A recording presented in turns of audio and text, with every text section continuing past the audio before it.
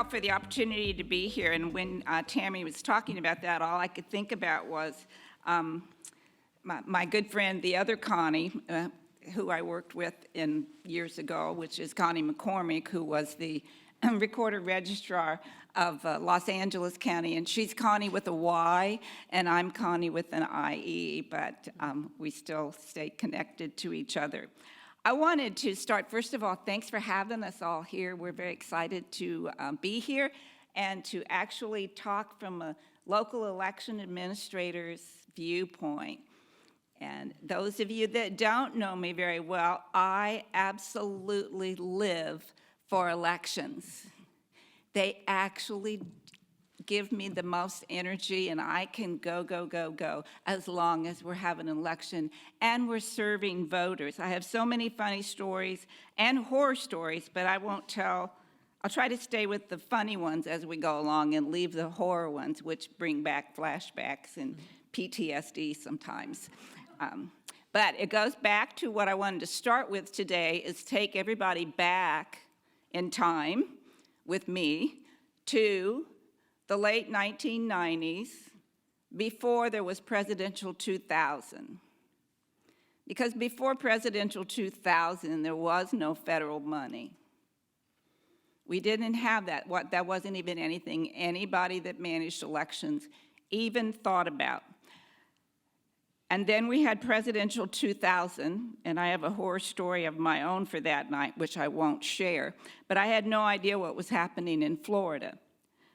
But I knew when I got home late that night and I saw Jane Carroll from Broward County on the national news that we were in for a long period of time.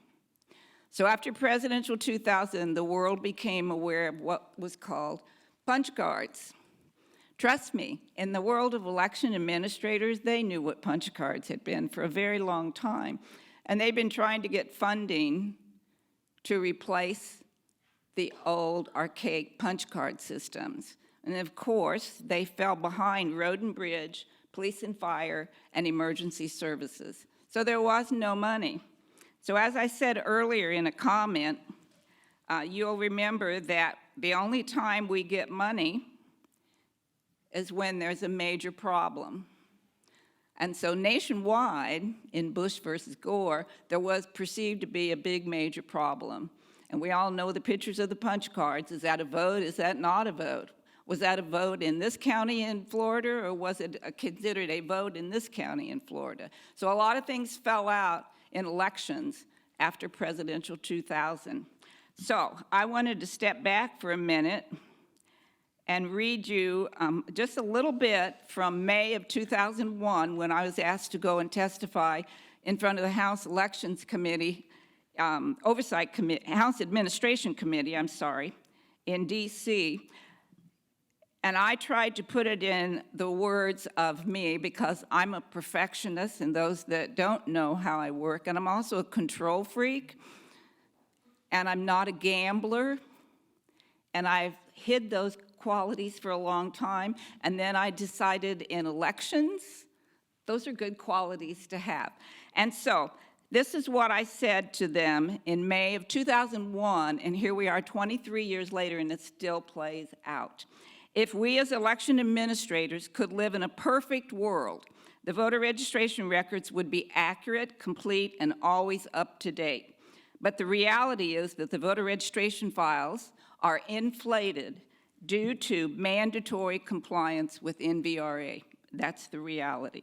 In the perfect world, there would be an abundance of accessible voting locations, but the reality is it's difficult to find voting locations, and it's often not possible to find accessible locations in every precinct. In a perfect world, elections would be easy to program, and the voting equipment would always work. But the reality is that elections are complicated and machines break down. In the perfect world, there would be an abundant pool of trained election workers to choose from for every election day. But the reality is that approximately 98% of election workers, and this was back in 2001, are senior citizens, and the pool is not being replenished. In the perfect world, budget dollars would be available to educate the voters, purchase new voting equipment, and increase election workers' salaries. But the reality, again, is that elections are an unfunded mandate. And that was March of 2001, following presidential 2000. So then we had HAVA money that came, and we started down the path where we're at right now. So we want to talk a little bit more and jump into what we are in Kansas. And I have Janet and Jamie here representing different sizes of counties in the state of Kansas. So we have 105 counties total. And in my work across the country, and when we first started at the EAC back in 2005, I believe it was, my heart was always with the small counties, because we tend to focus on the great big jurisdictions and everything they need. But the state of Kansas is the best example anywhere to preach that story. We have 105 counties, and 4 of them have a population over 125,000. By state law, they have election commissioners appointed by the Secretary of State. The rest of the 101 counties, there is an elected county clerk that manages elections and 1,000 other details that go into that office. So they are truly, in Kansas, to me, are unsung heroes. And so one size doesn't fit all. And that's the message, big time, at the federal and even at the state levels. As we look across the nation and we try to compare each other, it's really difficult to do that, because one size doesn't fit all. In Kansas, we have 38 counties that have less than 5,000 population. That's not registered voters. That's population. We have 29 between 5,000 and 10,000. So that's a large number of our jurisdictions that are very, very small counties. 28 are between 10,000 and 50,000, and we have 5 between 50 and 100,000, and we have 3 counties between 100 and 500,000, and 2 that are over 500. That's Johnson County and Sedgwick County in Wichita. In this room today, we have representatives of 4 of the largest counties over 100,000, so that's good. But the smaller counties, you won't see them at a lot of these kinds of meetings, because there's one person in the office, and they don't have a travel budget, and they don't have a training budget. They just have a budget to manage this one-person office. So they are my heroes. I have them in my heart. I've been doing training across the state of Kansas over the last few months, and got to see them face-to-face in some of their jurisdictions. And poll workers have my heart, but let me tell you what, these small county clerks that have only 1 or 2 people in the office, they now have my heart. We need to help them in every way that we possibly can. So I'm going to let these lovely ladies now tell you a little bit about their jurisdictions and what all this means to them. So you want to start, Janet? Sure. I'm Janet Paddock. I'm from Franklin County, which is immediately the next county immediately south of this lovely county. So I do enjoy visiting with my friend Jamie here and picking his staff's brain whenever I need to. They are so gracious to help me. I also am right along I-35, which is a straight shot up to Johnson County. So my friends in Johnson County are an awesome resource for me also. So I'm lucky to have those. I'm in my 3rd term. I will run again this year. And so I've been doing this for 11 years. So.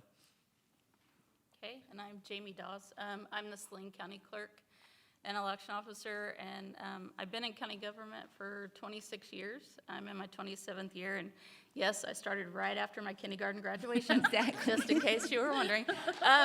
Just kidding. And so, but I was elected in 2016 and became the county clerk in 2017. And previous to that, I was fortunate to work under an awesome county clerk and was his deputy at that time. So that's kind of, I started in public service because that's just kind of what my family did. I have, my dad was a law enforcement officer, his twin brother was a law enforcement officer, the other brother was also a law enforcement officer, other brother was a fire chief, and my mom was a juvenile officer. So I stayed on the positive side of law enforcement and got into customer service and public service. And so I'm glad to be here today, and thanks for having us. You bet. Well, we decided that we would just kind of tag team this instead of taking a little bit of time for me and a little bit of time for Jamie.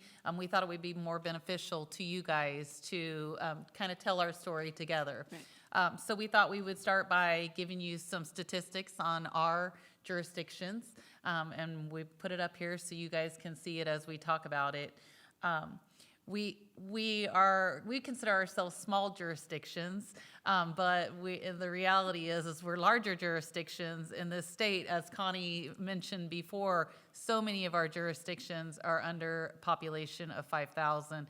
So for me, 18,000 registered voters seems small, and it's a small part of my job, but I know it's an important part of my job. Almost 26,000 citizens in my community, and I do have 16 polling locations because, as it was discussed earlier, I believe in keeping my polling locations close to my folks. I have closed a couple of them down since I've been the county clerk, and that wasn't without strife, and it wasn't without a lot of thought on my behalf because I didn't want to take the heat from my citizens, but I knew that it had to be done because ADA accessibility is a huge concern, and I had one polling location just that I absolutely could not get it to a standard that I believed was what it needed to be, and also they didn't have running water in the facility, so I had to get a porta potty for my election workers, and I didn't really feel like that was fair to them either. So these are all huge concerns in rural areas, and even being this close to Douglas County, so close to Johnson County, I still have a lot of really rural areas that I'm still trying to serve folks in. Mm-hmm. Well, I have a pretty similar story. So we have almost 54,000 population. So we're the 10th largest in the state, even though in that 50 to 100,000 range, we're really at the very bottom. So we're kind of in that middle to where we have the same situations as some of the really small counties, but some of the resources that the bigger counties have. So we're kind of in that middle of the road there. And we have 36,000 registered voters. And as Janet said, I have 27 voting locations. We used to have over 40 prior to me taking office. And we've kind of narrowed that down, but they're really throughout all of the communities so that people don't have to go far to get to each of those locations. And I did just recently last year have to close one for the ADA accessibility but I am working with the city, and they're working on trying to make that more accessible, so hopefully we can have another location. So the next thing that we thought we should talk about is, as Connie said, there are only 4 counties in Kansas that have election commissioners that their sole focus is elections. As elected county clerks, we are responsible for so many other things. You can see the list, and this is not exhaustive by any means. We're election administrators, we're legal compliance in a lot of areas. A lot of us help prepare the budget. I do the budget in my county with the assistance of my administrator. Many of us handle technology because we don't have IT directors a lot of times in our very small counties. Tax roll administrator, I don't know if it was been mentioned here today, but I think it was mentioned last night how we are right in the middle of tax preparation season when we're trying to put on a general election. And so we really have to balance that time between getting the tax rolls done and certified so all of our tax statements can go out on the 1st of November like they're supposed to, our tax rolls are billable by November 1st. And 2 or 3 days later, we're ready to put on a general election and go with gusto and completely change our focus. And we do that with so few people in the office. In my office, and I have more staff than Connie mentioned before than others.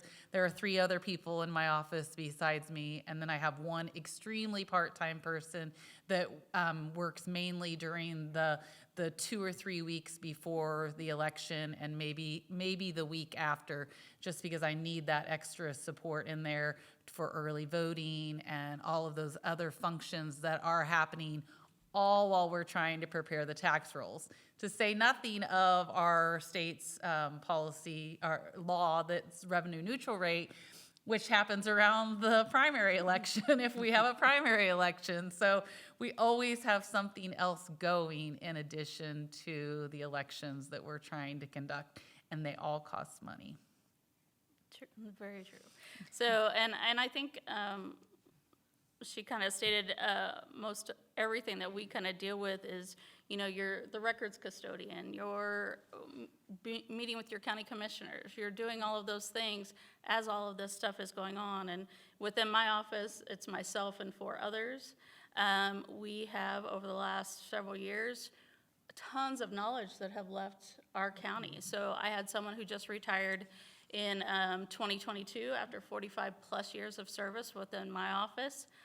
Previous to that, we had someone after 30 years, someone 16 years. So my staff is all fairly new, myself, and then the next is been in my office. I hired her in 2015. So we have a lot of new staff and a lot of that knowledge that has left.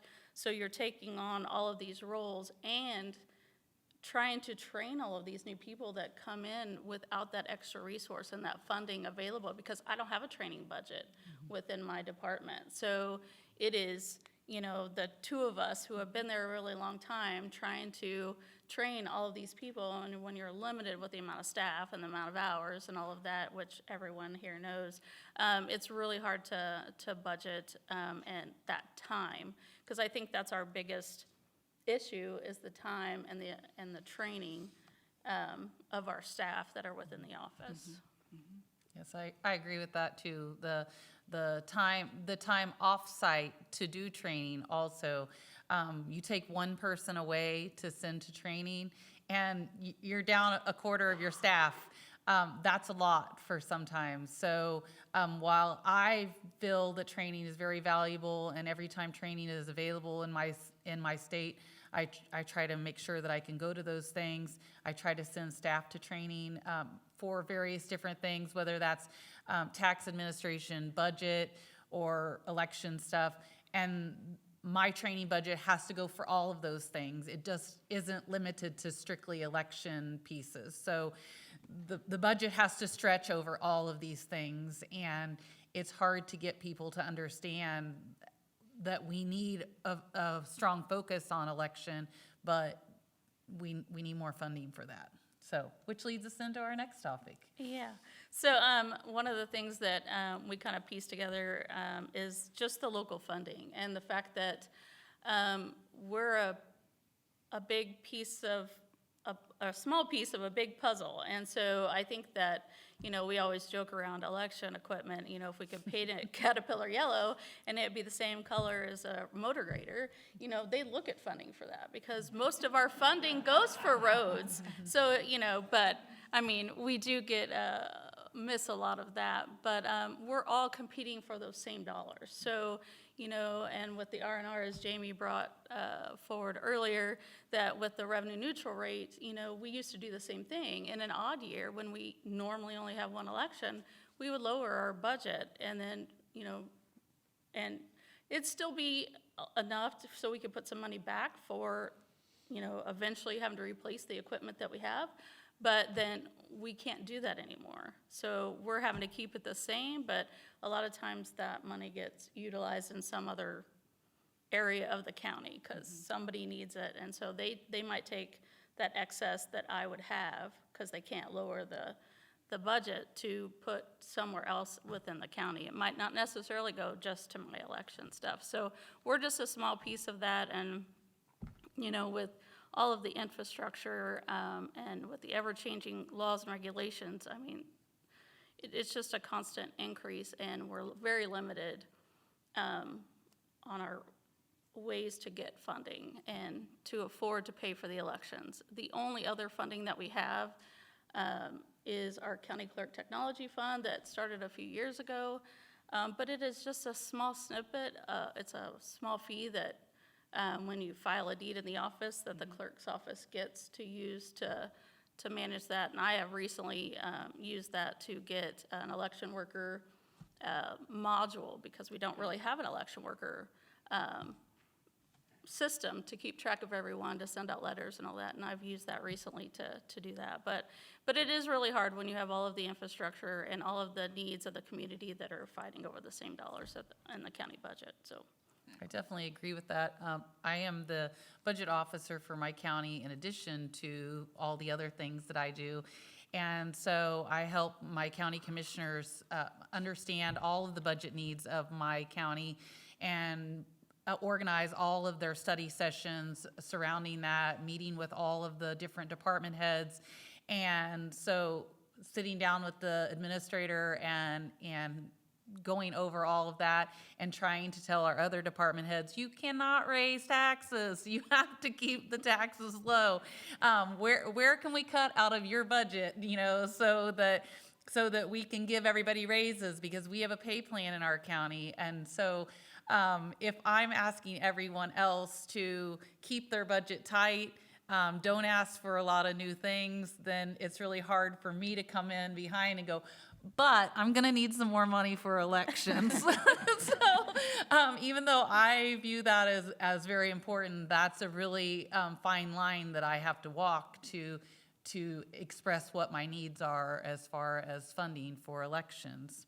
So just a little data that we put together on what our budgets look like.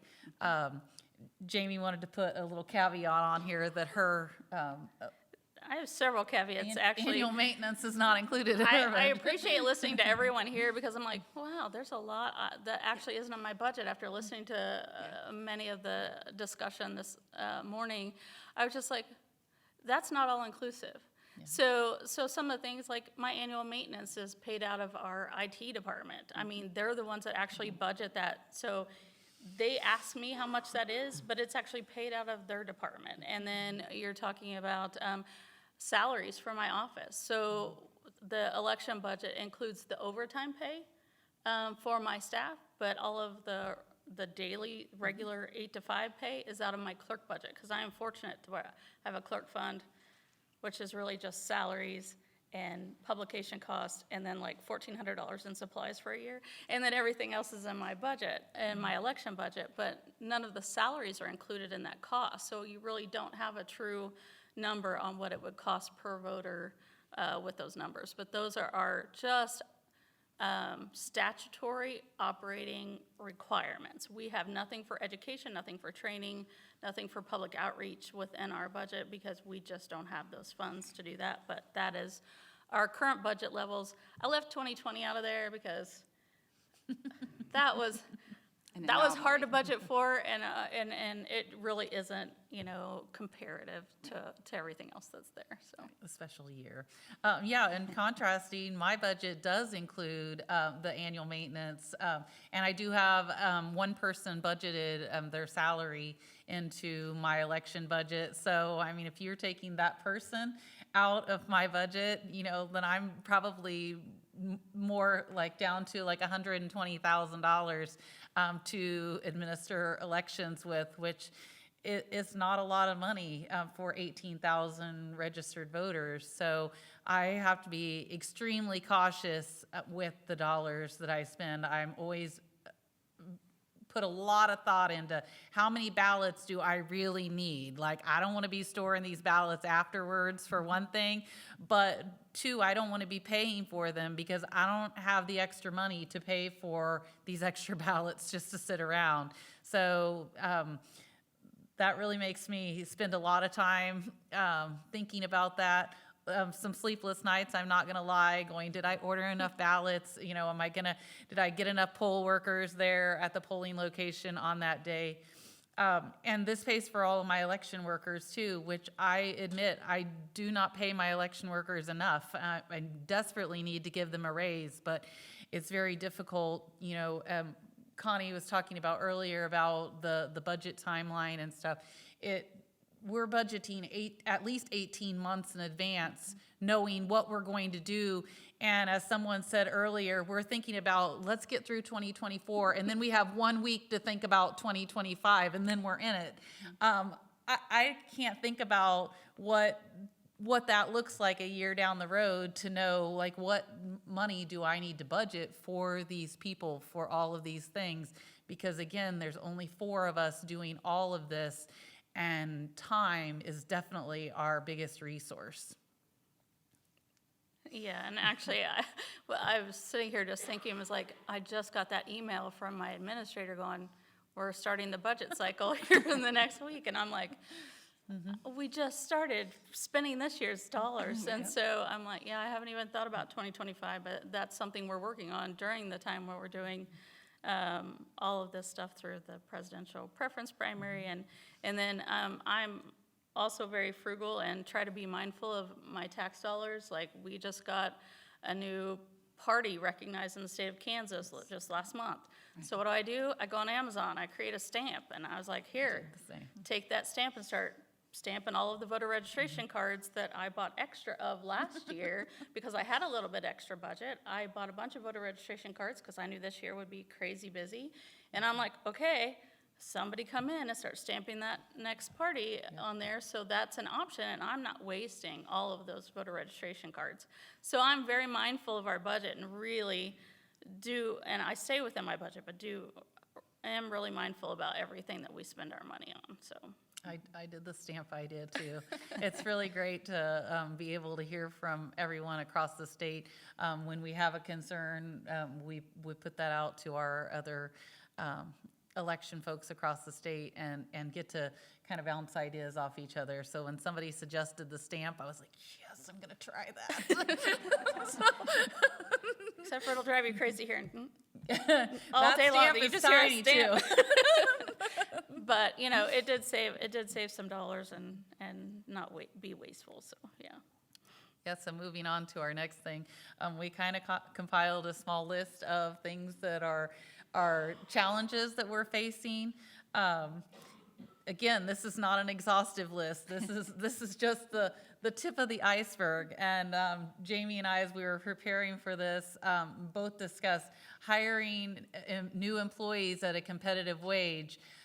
That's a huge concern, I know, for the 2 of us and for other people across the state, because we have to stay consistent with other people in our county, and yet we're asking people in our office to oftentimes talk to people who are almost combative on the phone about their voter registrations, about how we're conducting the elections, did their ballot count, or you know, so many other things. And so to ask someone to sit through that, and we're paying them maybe, you know, $13, $14, $15 an hour, it's not very much money. So it's really hard. I can tell you in my county, my office staff saves those people for me. Janet's gonna call you right back about that.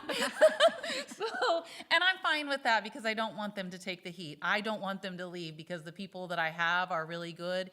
And they're really good at doing all the things in the background where I'm trying to keep everything cool and calm up here on the top while I'm swimming around like crazy underneath. Just like Brian Caskey said, I absolutely, that resonates with me so much. But so many other things that we're faced with. The biggest problem for me is being able to investigate new technology and implement the new technology. as I was over at the Douglas County Election Office yesterday and got to take a look at their RFID technology that they're using to send out all their election equipment. I'm like, wow, like that's so cool. Like I can't even think about what that's like. And I know some other counties are implementing that. Jamie has some of that technology. But again, 4 of us doing all of these things and trying to investigate these things and then find the funding for it and implementing it all takes time and resources that I don't have in a small county. So without having what would really be helpful to me and my dream of if I could ask for anything, it would be someone, a resource like at the state level or the federal level who could say, hey, here's this idea. This is where you can get it. We've already like identified some sources to get this, and this is how you implement it. And we'll come and we'll show you how to run it, and then we'll let you take off with it. That'd be great for me. But again, like funding is very difficult for those things. And as I mentioned before, being neighbors with Johnson County and Douglas County, they're very helpful. If I hadn't been able to talk to those bigger counties, I probably would have been scared to death to get poll books, but electronic poll books, but I knew that we needed to move that direction and got those with some extra funding that we got. So just implementing those things is very difficult. And I'll add to that, one of the things the hiring at competitive wages. I mean, like, I know you guys know that you don't get into a local government or county government, for the money. No. So finding someone, we're paying $16 an hour to start.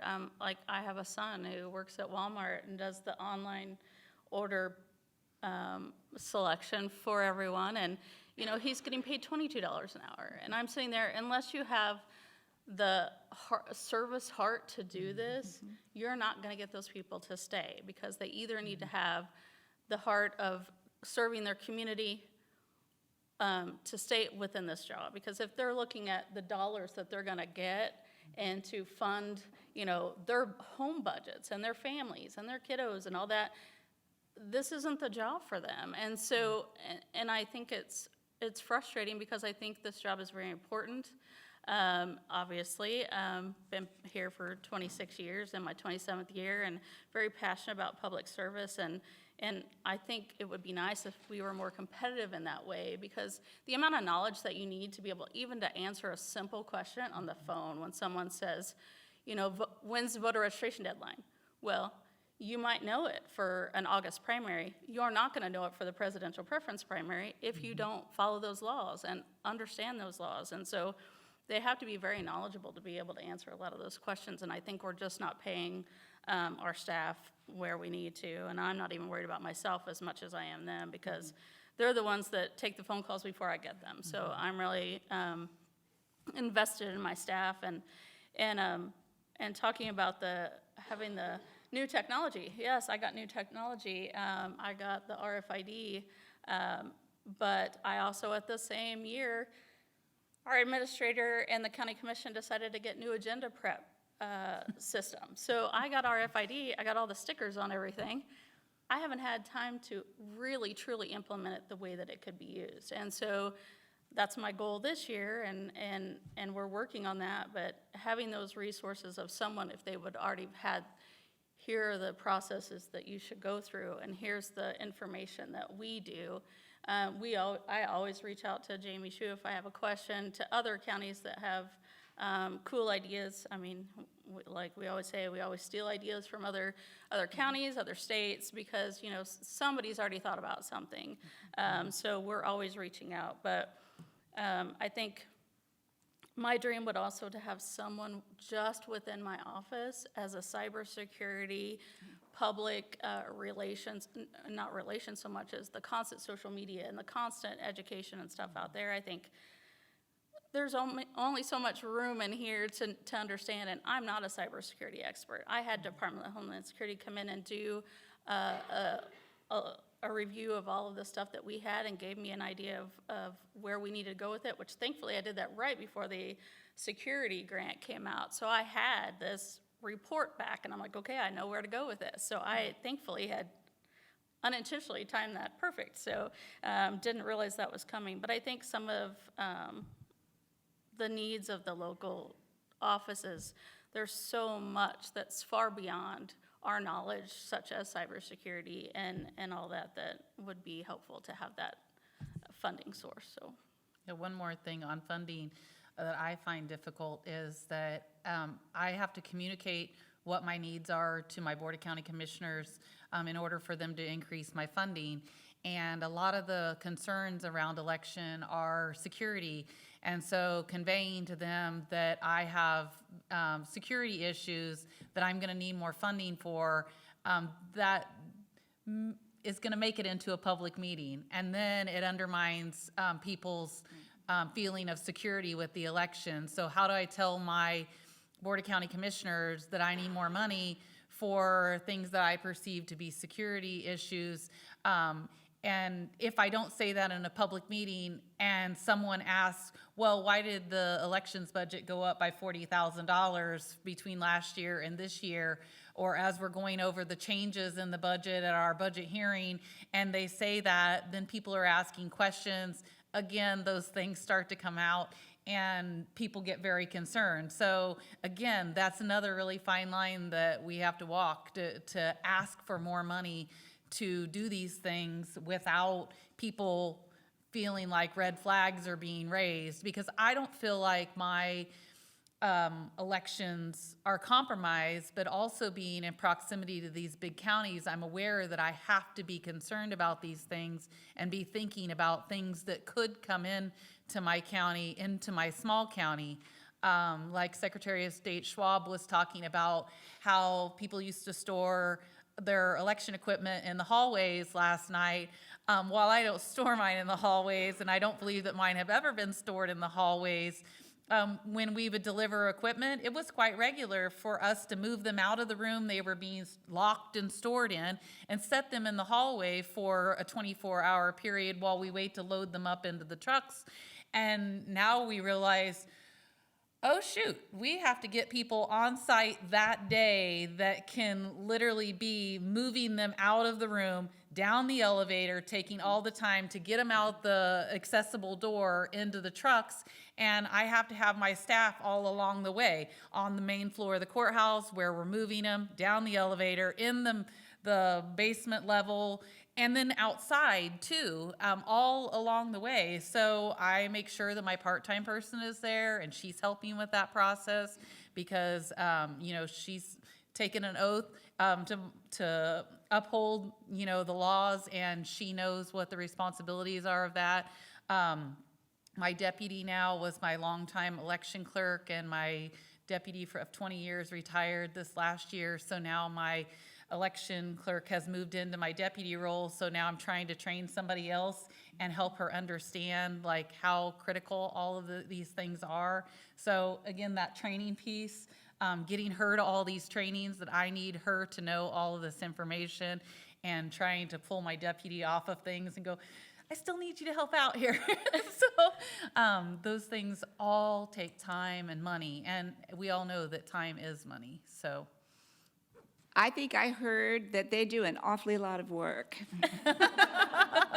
I got kind of like mesmerized listening to them, as they always impressed me.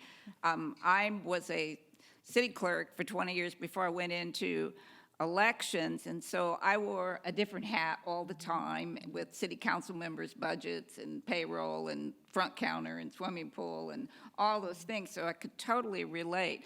But elections just adds that extra complete layer, because listening to them made me realize, having worked in Johnson County where we're only doing elections, that we have it pretty good, because we can focus down on just elections.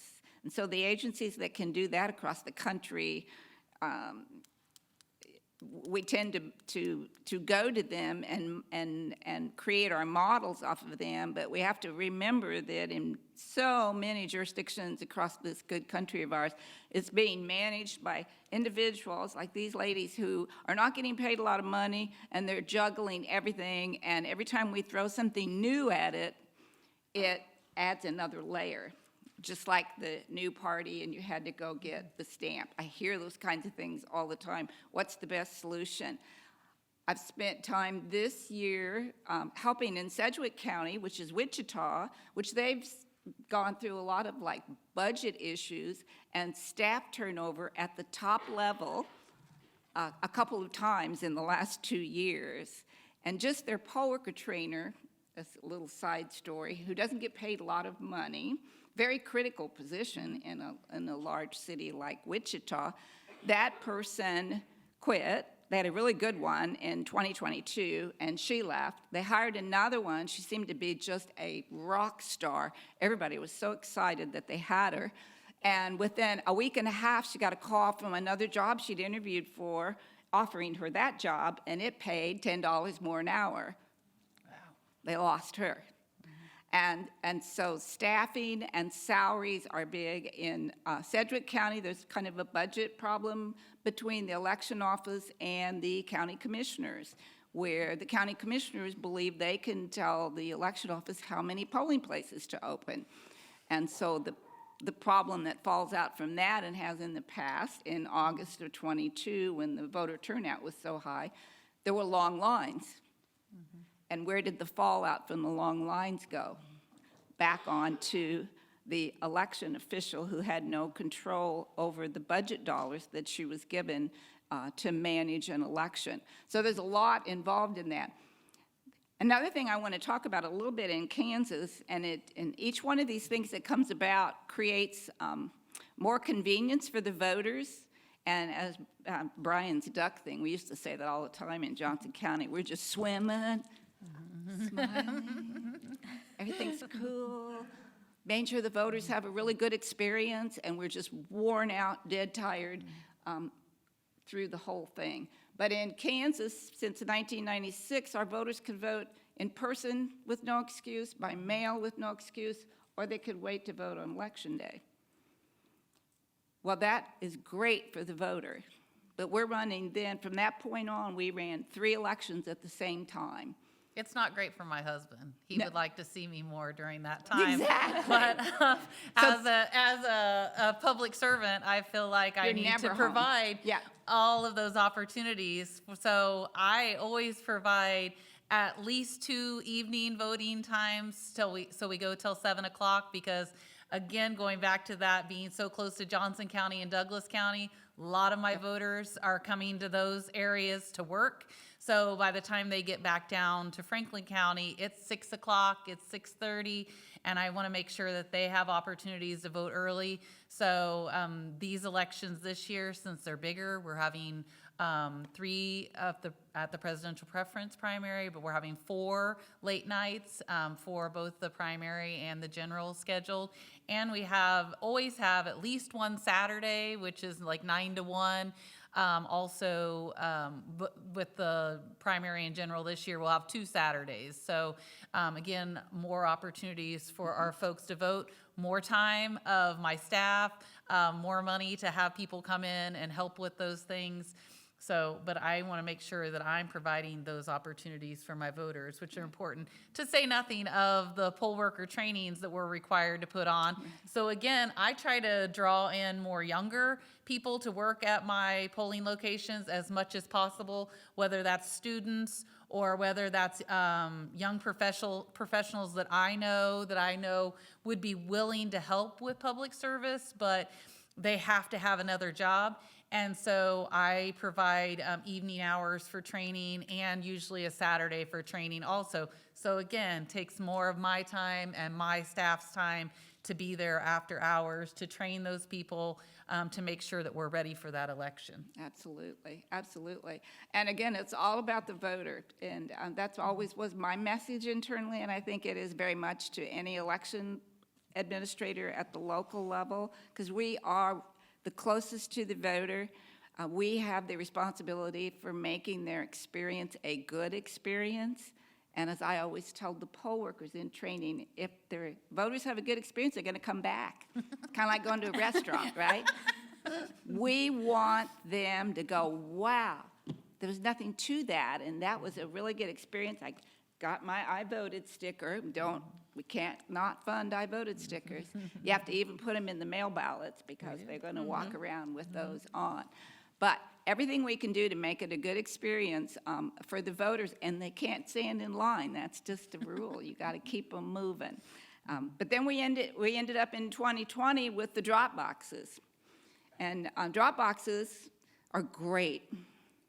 But I was back working in Johnson County in 2020, and so I remember every day there was something new coming in through our warehouse. It was either shields or, what was it, Josh? There were like those sanitary shields were coming, and paper towels, and wipes, and all kinds of sanitizer and everything. The warehouse was filling up with COVID things. And then the drop boxes arrived. And so we were doing this all through 2020, juggling, because we've never done that many mail ballots. And then here we have drop boxes. And we're like, where are we going to put the drop boxes?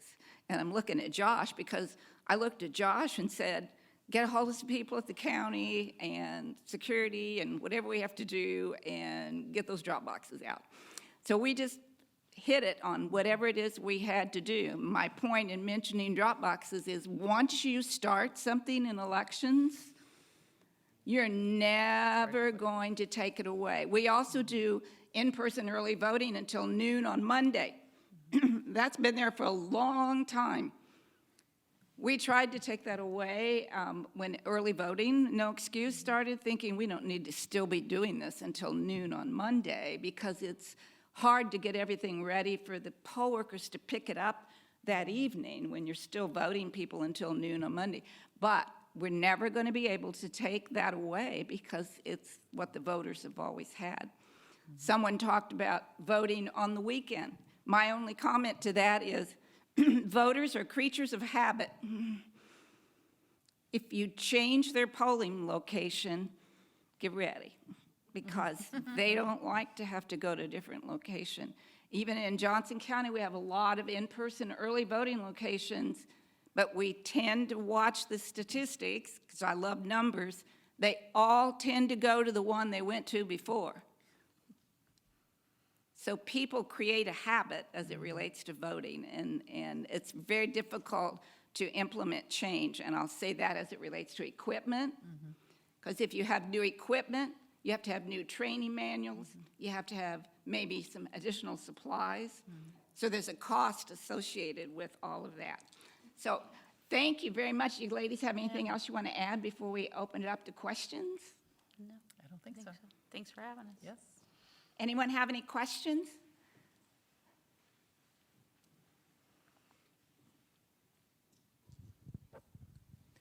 One thing that I think is rather understudied in election and administration is how counties are doing succession planning. That is, how do you figure out who's going to be the next county clerk after you? So I found it interesting that, Jamie, you said you were the deputy clerk before you became, I guess the head clerk. I'm just curious, is there any capacity or ability, and especially since you all are elected, I imagine it's even more of a challenge. How is that possible, or is it possible? Is it something you prioritize? So for me, I was already with the county for 14 years. I worked in the appraiser's office, loved the tax roll side, loved the assessment side. The deputy who, prior to me being deputy, had been there 32 years and she was retiring. So I applied for that job because I'm like, elections was never in my thought process, nor running for office was in my thought process at the time when I ran. And then I was appointed to the deputy position, unknowing to me that the clerk that appointed me had every intention of training me up to take that position at some point. And so I didn't know this at the time because I'm a huge introvert. Like, running for office and talking about myself was never something, but he chose to run for Senate. So then I chose, because I loved our office and I loved what we had done, and working under him, I had so many ideas of where I wanted to move our office to. I had the the base of what the knowledge that I had working under him, but there were so many more things that I wanted to do within our office, so I decided to run for office. It was kind of my decision, but he had every intention of bringing me up through there, and I think that's, to me, that was the best way for me to be into this position. I mean, some people, they've always loved elections, and they go straight into that, but I appreciated having those years learning before I went into the county clerk side. But I do think about succession planning. We are constantly putting manuals together, constantly doing, typing everything up so that people understand, even if, I'm up for re-election this year, I have already filed, but if somebody were to come in and run against me, get my position, they're gonna have that knowledge there. They're gonna have some stuff there. Obviously, there's a lot to learn when you come in here, but they're gonna be able to do that. But I really hope to keep training the people within my office to eventually make that happen. But I believe in succession planning also. That being said, I started this job absolutely cold turkey. I had never worked in government before. I did not know anything about what went into running an election, working on tax rolls, anything. In fact, I asked the previous county clerk, I beat her in the primary, and so I was going to be the only one on the ballot in the general election, and I asked her if I could come in and see what she does in regards to elections, help kind of like start my foundation, and she said, no. And so I was kind of watching from the hallway, seeing what was happening, trying to absorb as much. I came up and met with Jamie Shue in Douglas County. He talked to me a lot about his election stuff.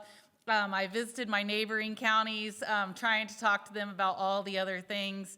So I try to do those things. And so for that reason, I believe in succession planning. I mentioned my longtime deputy left last year, and my new deputy has been with me. I hired her in March after I started in January, and so she's been with me every step of the way. And so she was a natural fit for my deputy position, but she is an introvert also, and she's the same age as me, so she doesn't really have any interest in ever taking the reins, although I think if for some reason I was not there, I think that she definitely would, and she would have a good knowledge base. But I try to train all of my people in my office, like if somebody leaves, someone else has to pick up those positions. So that's really important to me. I try to convey that to my other elected officials in my county, how important that is, and most of them get that, and also to other department heads in our organization, because in everything county government, these are kind of like one-off situations, there's not a lot of training for them, and we have to have that knowledge, and we have to keep that going. So I do think it's very important. Thank you very much. Good job.